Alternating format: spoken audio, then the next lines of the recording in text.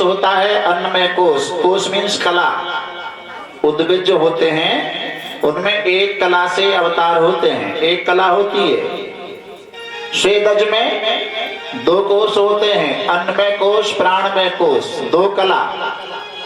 अंडे में, अंडे से पैदा होने वालों में तीन कोश होते हैं, अन्नमय कोश, प्राणमय कोश, मनोमय कोश। उनमें मन भी होता है जो अंडे से पैदा होते हैं। और जरायुज में चार कोश होते हैं, अन्नमय कोश, प्राणमय कोश, मनोमय कोश और विज्ञानमय कोश। जो जीव से पैदा होते हैं उनमें अपनी पराई का ज्ञान होता है। हित अनहित पशु पक्षियों जाना जाना, मानस तन उन ज्ञान निधाना। लेकिन मनुष्य में पांच कोश होते हैं, अन्नमय कोश, प्राणमय कोश, मनोमय कोश, विज्ञानमय कोश और आनंदमय कोश। आनंदमय कोश, इसके अंदर आनंद और होता है। और उस अपनी आनंदमयी स्थिति को समझ लिया, जान लिया, बस वही बड़े भाग्य मानस दन बाबा। भक्ति मार्ग वाले ब्रह्म सूत्र में एक सूत्र आता है, यथा संकल्प तथा नियत लोका। मैं एक से अनेक होकर के लीला करूं। एको अहम बहुश्यामी प्रजाएय, मैं एक से बहुत हो जाऊं।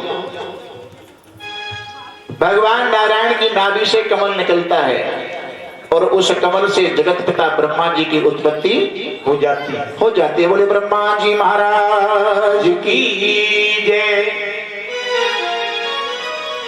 कमल की दंडी में बैठकर ब्रह्मा जी जल के अंदर, प्रलय के जल के अंदर जा रहे हैं और जानना चाहते मेरा जन्मदाता कौन है। नहीं जान पाए। ऊपर की तरफ आए, जानना चाहा जन्मदाता कौन है, नहीं जान पाए। क्यों? अगर ब्रह्मा जी इस बात को जान जाते कि जन्मदाता कौन है, तो फिर आरती में हम कहते हैं तुम हो एक अगोचर सबके प्राणपति। उनको अगोचर नहीं कहते, फिर वो इंद्रियों से परे माने जाते, लेकिन वो इंद्रियातीत होते हैं, इंद्रियों का विषय वो है नहीं। उस कमल कोश के 14 भाग किए गए। यही विराट भगवान के अंग प्रत्यंग हैं। 7 भाग नाभि से ऊपर के और 7 भाग नाभि से नीचे के। ऊपर के भू भुवः स्वः मह जनः तपः सत्य, अतल वितल सुतल तलातल रसातल महातल पाताल। 7 और 7 14, 3 लोक 14 भुवन। यही 14 भुवन कहलाते हैं। अब ब्रह्मा जी महाराज को 2 शब्द सुनाई देते हैं, वर्णमाला के 2 शब्द। 12 स्वर होते हैं और 36 व्यंजन होते हैं। उन वर्णमाला के शब्दों में 16वां अक्षर ता और 21वां अक्षर पा। 16वां अक्षर है ता और 21वां अक्षर है पा। 2 शब्द सुनाई दिए, दोनों को जोड़ दिया। तपः, तपन करो, तपस्या करो। ब्रह्मा जी ने दिव्य 100 वर्षों तक तपस्या की। अब ब्रह्मा जी की दिव्य 100 वर्ष और हमारी 100 वर्ष में अंतर कितना है, ये समझ लें। मानवीय हिसाब से कलयुग की जो उम्र है, जो अब युग चल रहा है, इसकी आयु कितनी है? 4,32,000 वर्ष। इसके को कम करवाई, समझ में ना आ रहा।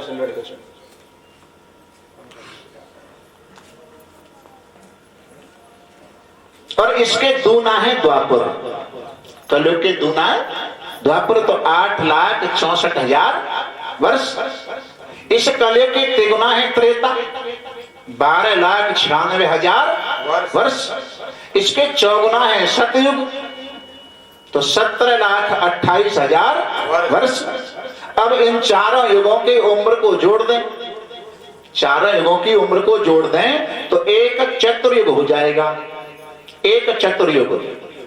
और ऐसे चतुर्युग 71 बार निकलते हैं। 71 बार, तब एक मनवंतर होता है। और 14 मनवंतर में एक इंद्र बदलता है। तो इतने समय को ब्रह्मा जी को एक दिन होता है। ब्रह्मा जी का इतने समय का एक दिन होता है। और इतने समय को लेकर 100 वर्ष तक तपस्या ब्रह्मा जी करते हैं। अब ब्रह्मा जी महाराज के कंठ से दो शब्द निकलते हैं, ओंकारस्य अथ शब्दस्य द्वावेतो ब्रह्मण्य परा कंठम भित्वा विनर्यातो तेन मांगलिका विभु। ओम और अथ, ओम मंत्र से पहले लगता है और अथ मंत्र के बाद में लगता है। अथ इति सिद्धम, जिस मंत्र के सामने ओम नहीं लगाया, जिस देवता को साक्षी करके हम मंत्र आहुति भेज रहे हैं, बिना ओम के वो आहुति उस देवता तक पहुंच नहीं सकती है। क्यों? ओम क्या है? ओम का पर्याय है प्रणव, तारंग। ओम मंत्राणाम प्रणव सेतु, मंत्रों का प्रणव ओम, सेतु माने पुल, मंत्रों का ओम है पुल, रास्ता। जिस देवता के लिए पहुंचा रहे हैं तो ओम के द्वारा ही पहुंच सकता है, और ओम नहीं लगाया तो मंत्र अधूरा रह जाता है। ओम की मात्राएं बताऊं का चलूं? बता, अच्छा समझ में आवे तो 3.5 मात्राएं अ उ म, अकार उकार मकार, जागृत स्वप्न सुषुप्ति, विश्व तेजस प्राज्ञ, सतोगुण रजोगुण तमोगुण। लेकिन अभी ओम पूरा अभी नहीं हुआ। क्यों? कि ऐसे ओम बनाकर ऐसे कर देते हैं तो अभी ओम नहीं, इसके ऊपर ऐसे करके बिंदी और रखते हैं, उसे कहते हैं नाद मात्रा, चंद्र बिंदी। और उसको कहते हैं, अवस्था नहीं है वो तुरिया है, तुरिया अवस्था है। जिज्ञासु को समझाने के लिए तुरिया को अवस्था कहते हैं, नहीं तो तुरिया ज्ञानी का स्वरूप हुआ करता है। ज्ञान की 7 भूमिका जो होती है ना, शुभेच्छा, शुभचारणा, तन्मानसा, सत्वापत्ति, असंशक्ति, पदार्था भावनी और तुरिया। तो भूमिका तो 6 हैं, लेकिन जिज्ञासु को समझाने के लिए तुरिया को भी अवस्था बता दिया है, नहीं तो तुरिया अपना स्वरूप हुआ करता है। अब ओम पूरा हुआ है तो ओंकारस्य अथ शब्दस्य द्वावेतो ब्रह्मण्यपुरा कंठम भित्वा विनर्यातो, ब्रह्मरंध्र से ये 2 शब्द निकलते हैं। वर्णमाला, 2 वर्णों के मेल को शब्द कहते हैं, शब्दों के मेल को वाक्य कहते हैं, वाक्यों के मेल को पंक्ति कहते हैं, पंक्ति, पंक्तियों के मेल को श्लोक कहते हैं, श्लोक के मेल को शास्त्र कहते हैं, शास्त्र के मेल को वेद कहते हैं, और वेद के सिद्धांत को ही ब्रह्म कहते हैं। जय हो महाराज। अब ब्रह्मा जी को आदेश मिलता है कि संतति कुरु, संतान पैदा करो, सृष्टि को आगे बढ़ाओ। तो सबसे पहले सृष्टि में ब्रह्मा जी ने किसको पैदा किया? अज्ञान की 5 वृत्तियां पैदा करते हैं, अविद्या, अस्मिता, राग, द्वेष, अभिनिवेश। अच्छा, राग और द्वेष में अंतर क्या है? राग और द्वेष में अंतर क्या है? राग को एक दूसरा शब्द है आसक्ति, राग माने आसक्ति। तो जहां अपनापन होता है वहां तो राग होता है, आसक्ति होती है, मोह होता है, और जहां अपने से हटके होता है वहां द्वेष होता है। जैसे अपना कोई छोटा बालक नाती पोता कोई रो होए तो घर के इंते कहेंगे या काय कुरा रहे हो, 10-5 रुपया अगर मांग रहे हो तो दे दो। जी बालक अगर रो मत का तो समझ में छाती धड़कते, छाती चलो जी हमारा हो 10-5 रुपया दे दो, छाती धड़क रही है। और पड़ोसी को बालक रो गए तो वो ले जा परे मोड़म दर्द मार रो है, अपने पड़ोसी के परे ले जा दर्द है रो जाते द्वेष, और अपने त्या राग। ये राग द्वेष में अंतर होता है। ओंकार निर्विकारम शंभो कैलाश वाले, रखना लाज मेरी बाबा तू निभाने। शंभो लाए रत्नाला जो मेरी स्वामा बाबा दूनी वाले बाबा कैलाश वाले बाबा दूनी वाले बाबा कैलाश वाले बाबा दूनी वाले बाबा कैलाश वाले बाबा दूनी वाले बाबा कैलाश वाले बाबा कैलाश वाले बाबा कैलाश वाले ओंकार निर्विकारं शंभो कैलाश वाले रत्नाला जो मेरी बाबा दूनी वाले ओंकार निर्विकारं शंभो कैलाश वाले रत्नाला जो मेरी बाबा दूनी वाले बाबा दूनी वाले लीला कैलाश वाले बाबा दूनी वाले लीला कैलाश वाले बाबा दूनी वाले लीला कैलाश वाले ओ बाबा दूनी वाले बाबा कैलाश वाले ओ लीला कैलाश वाले ओ लीला कैलाश वाले ओंकार निर्विकारं शंभो कैलाश वाले रत्नाला जो तेरी दादा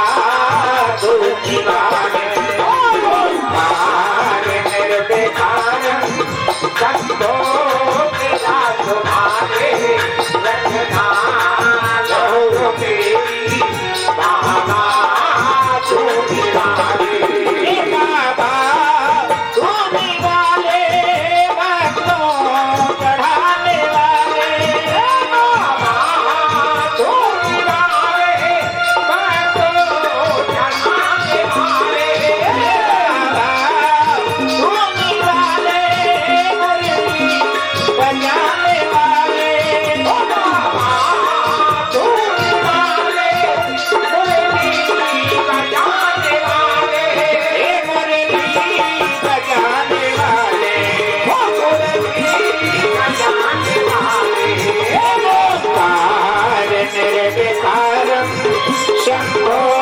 कैलाश वाले रत्नाला जो मेरी बाबा दूनी वाले ओंकार निर्विकारं शंभो कैलाश वाले रत्नाला जो मेरी बाबा दूनी वाले रत्नाला जो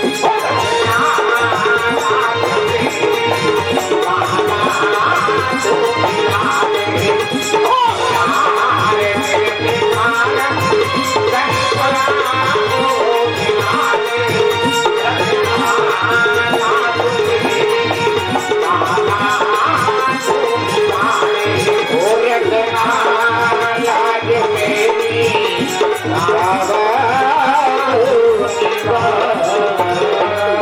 बोलिए शंकर भगवान की जय। अज्ञान की 5 वृत्तियां पैदा की, उनसे सृष्टि आगे नहीं बढ़ी, तो आगे की सृष्टि में शंकादि महात्माओं को पैदा किया। कैसे शंकादि महात्मा?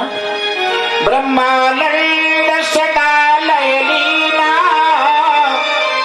देखत बालक बहुकालीना। चारों भाई हर समय 5 वर्ष जैसे दिखाई देते हैं। उन शंकादि सनक सनंदन सनातन सनत कुमार चारों भाइयों को पैदा किया, आदेश दिया संतान पैदा करो, सृष्टि को आगे बढ़ाओ। वो शंकादि महात्मा ब्रह्मा जी की आज्ञा का उल्लंघन करके जंगल को भजन करने चले गए। इसी बात पर ब्रह्मा जी को क्रोध आया और ब्रह्मा के क्रोध से रुद्र का अवतार हुआ। बोले शंकर भगवान की जय। रुद्र 11 हैं, शिव नाम का रुद्र भी इन्हीं 11 रुद्रों में पाया जाता है। एक बार हमारे प्रभु राम रावण से लड़ने लंका को जब गए तो कैलाश पर्वत पर भोले बाबा पार्वती मैया से कह रहे हैं, पार्वती मेरे स्वामी राम रावण से युद्ध करने जा रहे हैं, तो मैं भी अपने स्वामी राम के साथ में रावण से लड़ने जाऊंगा। शंकर राम को अपना स्वामी के कहते हैं और राम जी शंकर को अपना स्वामी कहते हैं। राम और शंकर में अंतर कितना है? जब राम जी ने शंकर जी की स्थापना कराई, जहां नाम रखा था रामेश्वर, शंकर जी का नाम रखा स्थापना कराने के बाद रामेश्वर, और वहां राम जी के पास में नारद जी आए, महाराज आज तो तुमने शंकर जी का नया नाम रखा। राम जी बोले पागल हो गए, अरे रामेश्वर नाम तो इनका अनादिकाल से चला रहा है। नारद जी बोले बात समझ में नहीं आई, स्थापना अब कराई और नाम पहले ही कर दो, तो इसकी व्याख्या करो, रामेश्वर नाम की व्याख्या करो।